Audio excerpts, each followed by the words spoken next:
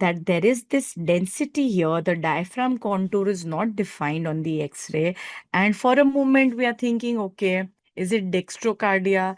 But then we see on the CT that the liver is up, the kidney has ascended up into the thorax. So what is going on? Yes, this is Morgagnian hernia. So this is a very severe type of Morgagnian hernia, which happens on the right side. You cannot see the diaphragm, right? So that is what we are seeing.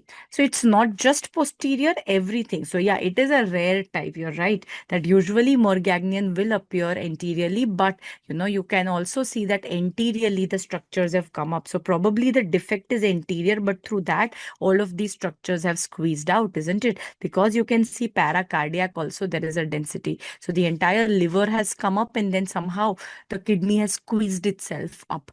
Okay, so it does seem to be an anterior defect. Bogdelek will be on the left side. So BPL, Bogdelek is a posterior defect on the left side. When it's on the right side, we call it Morgagnian hernia. So it's usually right anterior. So here also it seems to be right anterior, and then it's coming up. Can't be eventuation because you cannot see the diaphragm contour, isn't it? So this is not diaphragm eventration. In that case, here I would have seen the dome of diaphragm.